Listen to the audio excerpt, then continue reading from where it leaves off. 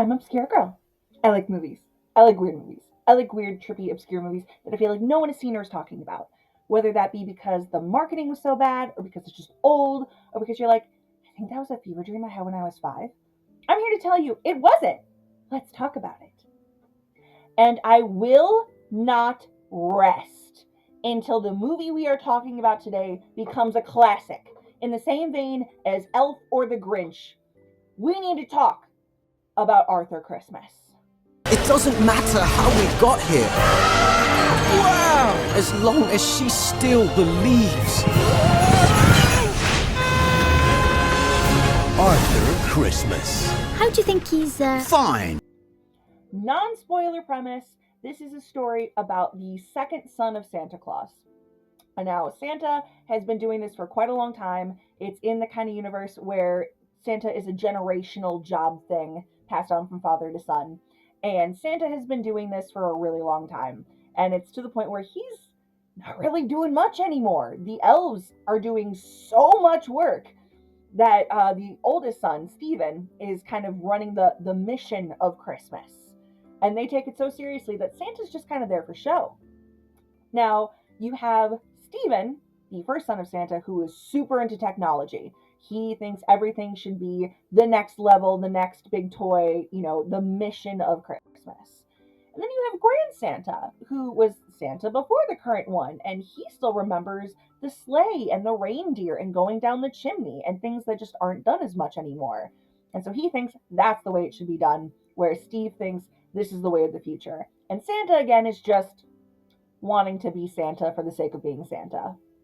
But then you have Arthur, the second son of Santa Claus, who works in the mailroom, who still gets all the letters from the kids and still sees the kids as kids that look up to Santa, that Santa represents hope and the spirit of Christmas still. He's kind of a screw up though, and he's scared of a bunch of stuff. He's scared of heights, he's scared of reindeer, he's, slips all over the place. He, is a total klutz. He doesn't do anything on time. He leaves all the doors open even though it's the North Pole. But a little girl gets missed on Christmas. A child's been missed! Do you want to wake up the whole North Pole? Good idea! A child's been missed! Papa! One little girl in the entire world gets missed. And Arthur will not rest until this girl knows that Santa cares and gets her present before the sun comes up on Christmas Day. Whether that be with the old way, the new way, a combination of the two, it doesn't matter. He just needs to make sure this girl knows she is not the one that Santa Claus forgot about. Now, in and of itself, is that not already amazing? Like, is that not just something that you want to see? Why haven't you? Because marketing sucks. This was a British Sony Animation Entertainment that really just got swept under the rug, and that's a crime. We're going to fix that right now. Buckle in. Full spoilers ahead from this point on. You have been warned. We start this adorable, charming little film with a little girl named Gwen Hines from Mimosa Avenue in Treadview, England, who is writing a letter to Santa asking for a pink sparkle bike with stabilizers, training wheels. And she's asking questions to Santa, like stuff we would all ask. How does Santa get to the entire world in one night? What are the reindeer like? Do they burn up in the atmosphere from the speed that they would have to go in order to make all this happen? Normal stuff. And even sends an adorable little illustration of Santa on fire. And we get to the mailroom where Arthur Claus, the second son of Santa, is in the mailroom, which is just him, and a giant portrait of him as a kid sitting on his dad's lap. And you can tell he is so into this. And he's responding, like, personally to Gwen, saying, hey, we're totally going to get you your bike. No, the reindeer are fine. They definitely don't get burnt to hurt. They don't get hurt. And of course Santa's going to come because he is the most caring person on the entire planet. And he feels that. He thinks his dad is just as committed to this as he is. Wonder. I don't know. And then we get to the full-scale operation that Christmas has become. And I'm not kidding when I say you need to watch this a couple times to get to all the jokes. Like, watch with subtitles, because it'll help. but you're still not going to get everything in one go. It is a million jokes a minute. There are thousands of elves that are coming through. They have all these new gadgets and gizmos aplenty. Who's its and what's its galore. And they can, detect how naughty or nice a child is. They have these guns that automatically fill up stockings. They have all this like spy training and stuff so they can get into houses around security cameras and dogs and without ever waking a child or being detected. It's so cool. And it's really like it's kind of timeless. There's definitely not any specific to the day and age technology. Like you can really get into this.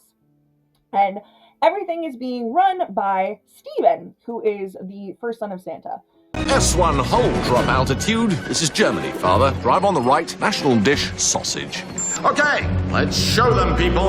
Operation Santa Claus is coming to town. Now, I'm going to take this second really quick to talk about how amazing the cast of this movie is, because, oh my god.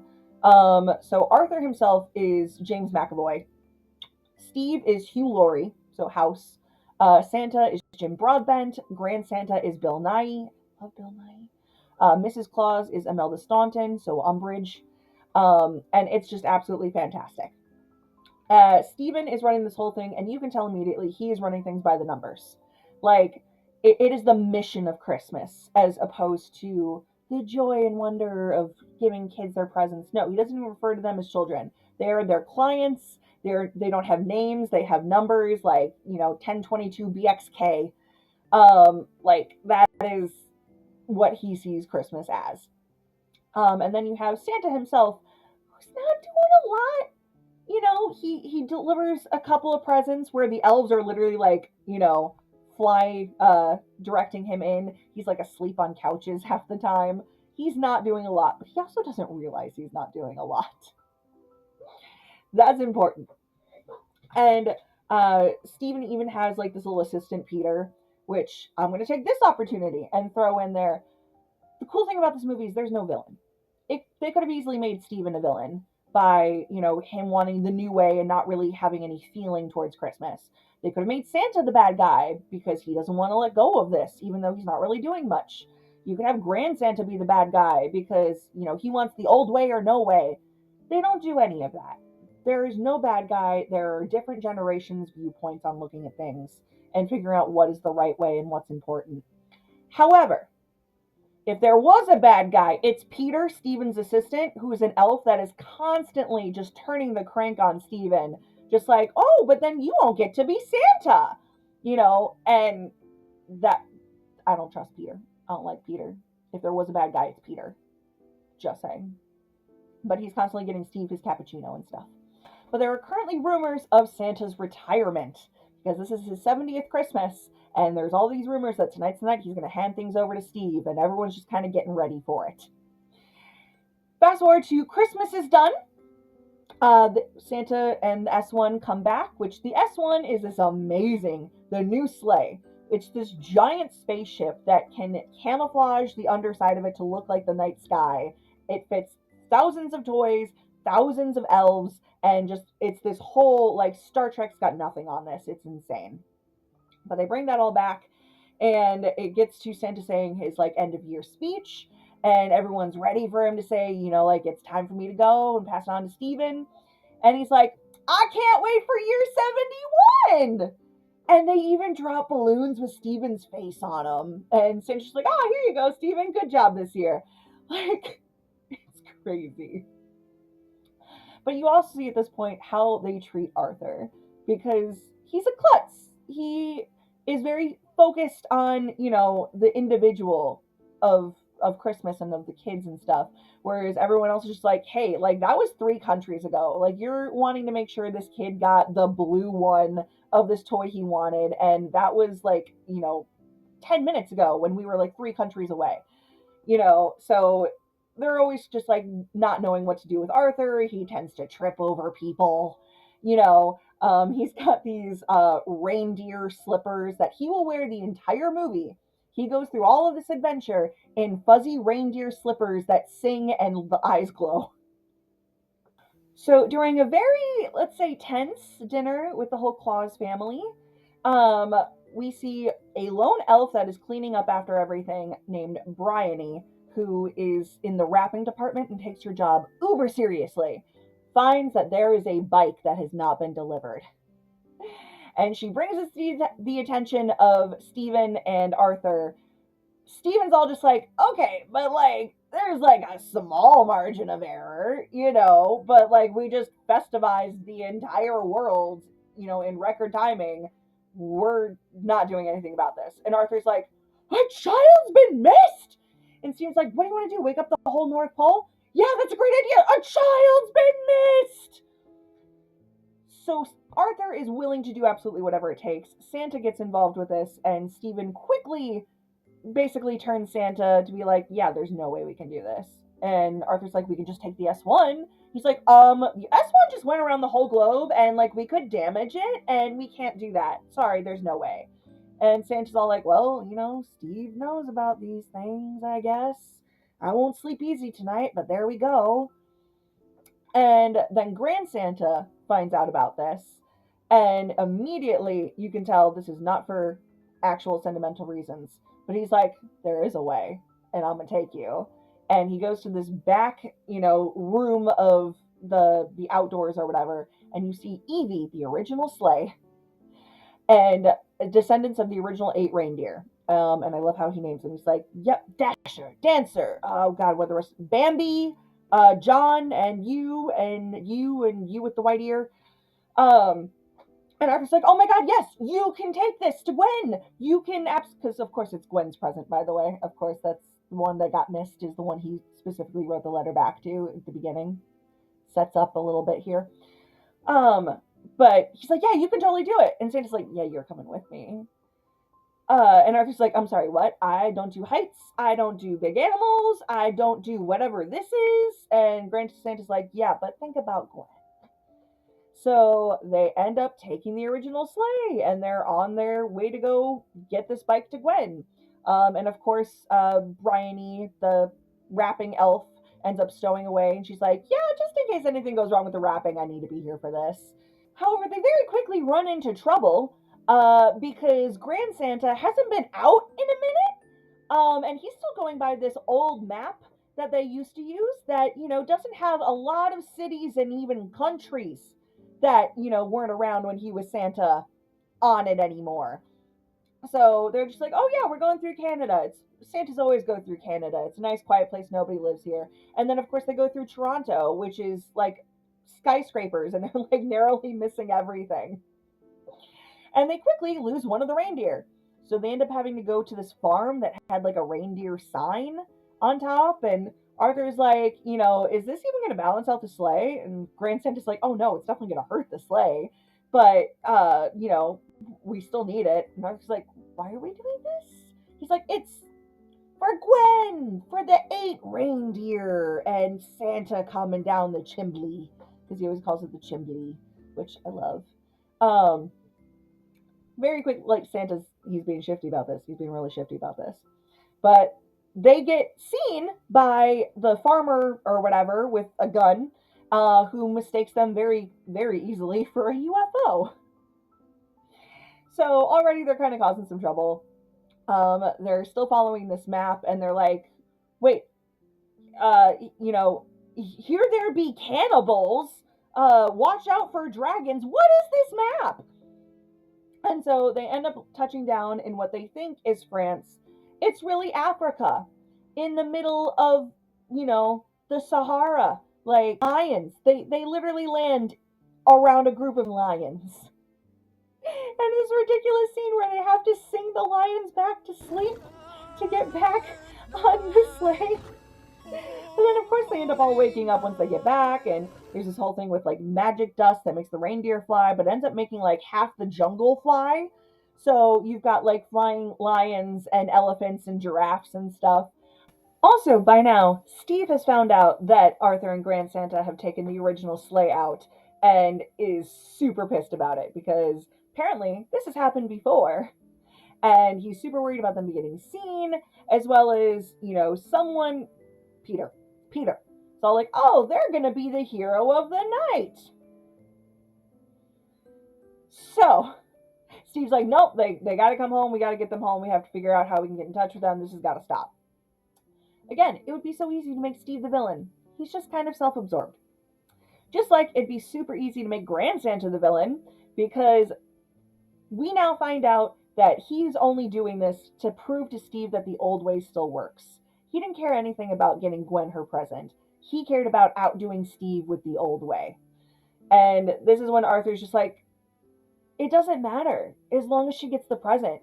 She never would have seen the sleigh or the S1. She just would see the present the next morning. Once again, Arthur just hitting home with what's really important. So they use the ho-ho, which is their version of like a smartphone basically that has everything in it. And that's what leads them to Gwen's house. Except they put in the wrong Trilou, and therefore it is not Trilou, England. It is Mimosa Avenue, Trilou, Mexico. And they see this little boy has already gotten his bike. Uh-oh. Looks like they just went to, pulled up a list of Trilous and clicked on the first one without checking what was actually accurate. So they have to run out of that whole situation, setting off house alarms and all the other stuff too. So by now the government is learning about their existence and is thinking that they are hostile aliens. And Grand Santa even reveals the last time this happened, I didn't know it was the Cuban Missile Crisis. I almost started World War III. So Steve calls on the ho-ho and faces off against Grand Santa, and Grand Santa immediately wants to back down because he knows that Steve wants him to destroy the sleigh, get rid of the reindeer, and, just be done with it. And Grand Santa's like, okay, well, this is the only way I can, save Edie. And Arthur's just like, what? No, we're not coming back. Gwen hasn't gotten her present yet, but you're here now. You can guide us. You can help us get there. And by this point, a bunch of the other elves are now also noticing that Arthur's out and that a child has been missed. And Steve is kind of like, okay, there's a margin of error. Who cares about one child? And now the elves are all having existential crises because they're like, okay, but which children don't matter? The ones that I was in charge of, do they matter? Is there a list of children that don't matter? And Arthur's all like, tell Dad that we're doing this. He wants to do this. And that's when Steve kind of lays the cold hard truth onto Arthur, Dad's old. He just wants to be loved and to get some rest. Dad's sleeping like a baby right now. He doesn't care. And Arthur's like, no, he wouldn't, he couldn't. And his whole world is crumbling at this point. And Steve's like, just come home. But from all this, Arthur is now having a crisis of faith and falls off the sleigh. The sleigh keeps going, and him, Bryony, and Grand Santa, and the one old reindeer that goes everywhere with Grand Santa are stranded on a beach somewhere. Don't know where. So yay. And now Arthur is fully just like, oh my god, he doesn't care. Why do I care if Santa doesn't even care? What am I doing? What is all of this? And this is when Grand Santa tells him, I used to be just like you. So was your dad. Keen as Christmas. We wanted to have that look on every kid's face. We wanted to make sure every kid had the most perfect Christmas. But when you get old, you just kind of, you care a little bit less and you get a little bit more tired, and, Santa's kind of a young man's job. But now the elves have woken up Santa because they're like, hi, question. Does one child not matter? How many kids don't matter? What's going on? Why is this a thing? And Santa's like, oh yeah, there was one kid, but ask Steve. He knows what he's talking about. And they're like, well, aren't you Santa? And then they're like, okay, but if one child doesn't matter, then how come Arthur's out there with Grand Santa right now? And Mrs. Claus, who by the way is a badass, she does everything and gets zero credit. She fought off a polar bear off screen earlier in the movie and no one even blinks an eye. She took a piloting course. She is on everything. And she's like, I'm sorry, what? They're where now? Okay, no, we're going. Let's go. And so Santa decides to take the S1 without telling Steve and Mrs. Claus, and they end up going to go save Arthur and Grand Santa. Also, I should point out, Steve has left the building at this point, because when all the elves started questioning Santa, Santa was just like, Steven, how could you let this happen? And that's when Steven finally was just like, yeah, no. All right. Navigation's over there. IT's over here. Deuces, peace out. Fa la la la la. Like, you figured this out on your own. I'm done. And so they're on their way to go save Arthur and Grand Santa. Arthur is still having a crisis a little bit, but then he sees the letter from Gwen. And he sees that illustration of Santa on fire, and he realizes that wasn't a letter to his dad, or Steve, or his grandpa. That was a letter to Santa. And again, it doesn't matter how it gets there. It just matters that it gets there, and that this girl's vision of Christmas isn't shattered. So then Arthur's just like, all right, yeah, no, let's go. We're doing this. And he literally takes a rowboat and starts trying to row across the Atlantic Ocean to try and get to this girl.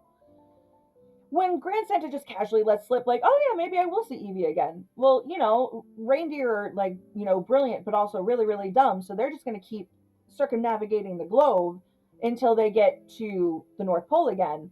So they're probably going to cross right over our heads. It'll be like at deadly speeds and like super high up, but yeah, totally. So Arthur's like, all right, I'm going to try and anchor the sleigh and get it back.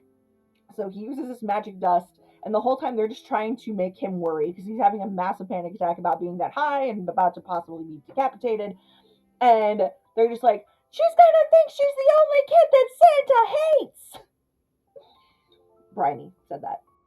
And so he's like up in the air, and then he catches the sleigh. And after a whole scene of him trying to wrangle the reindeer because they're upside down at one point, ends up getting all them, and they lose the ho-ho, but they get the sleigh back, and off they go back to London.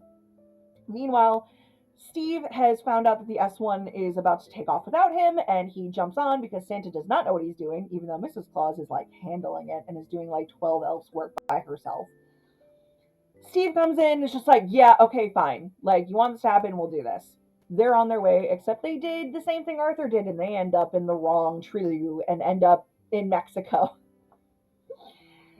Whereas Arthur and Grand Santa are on their way, they're in London, except the government has caught up to them at this point and thinks that they are hostile aliens trying to destroy Christmas. And so the UN is now launching missiles at them, basically. And Grand Santa has the realization, like, Evie's not for this world anymore. She's a relic. Like, it's time for, the new ways to go. And he goes, the next Santa might not have ridden on my sleigh, but Arthur did. And he's as good as any Santa. And so he kind of like pushes Arthur and Bryony off the sleigh so they can try and keep getting to Gwen. And he sacrifices Evie so the government would think that they destroyed the alien threat, which they do.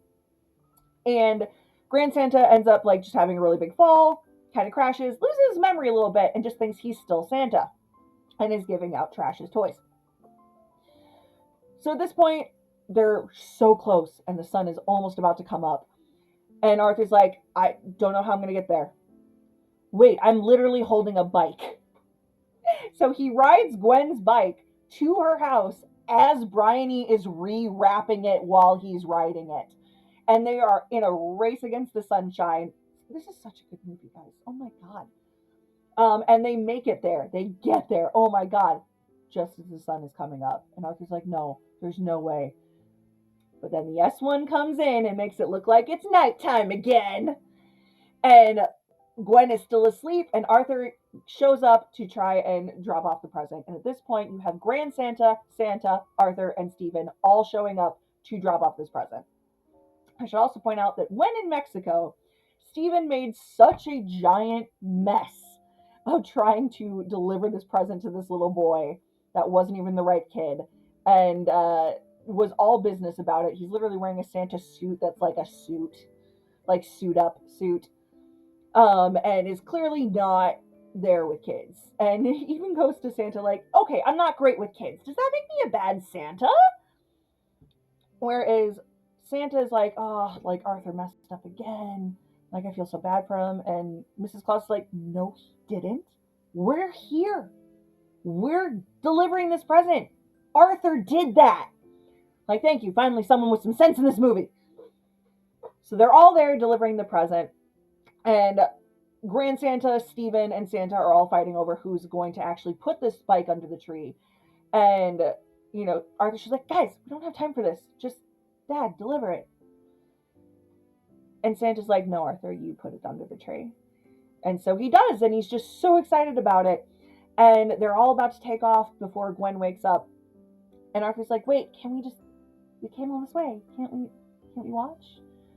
And Santa's like, I've never actually stayed and watched before. Like, I've always been too busy. And he looks around and he sees in that moment his two sons and actually sees them for who they are in their own amazing way. And finally kind of gives them validation that they've never really gotten before. And he tells Steven, like, you deserve to be Santa. But I wonder, as Gwen's just like, Santa gave me my bicycle. I wonder if Gwen's right. And you see Steven has this moment of like, all right, I can run the control panel. Arthur's Santa. Oh my god! Like, the feels! This so feels! This movie's fantastic, guys.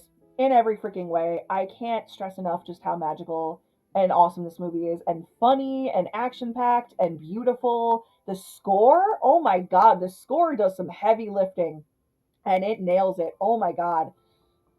Please watch this movie. I need this movie to become a classic. I need more people to talk about this with me, because otherwise it's just me doing this to people. And I'm hoping me doing this into this magic box in front of me will get enough people on the same page. So, that was Arthur Christmas. I really hope you guys end up watching this movie. If you already have, let's talk about it, please. Please. I cannot think of a more worthy movie to have us discuss this magic of Christmas and what should be a Christmas classic. If you like this video, please like this video. Please check out my other stuff. I have a holiday watch list. I have shorts of a holiday watch list on my Obscure Girl channel. Please subscribe to my page. It's such a big help. I have a Patreon. Please check that out. I can get, eventually maybe better stuff like microphones that don't suck and better, lighting, things like that. And I hope you have a wonderful holiday season. Sorry, that was super weird. My computer cut off my ending. I've been Obscure Girl, and the rest is confetti.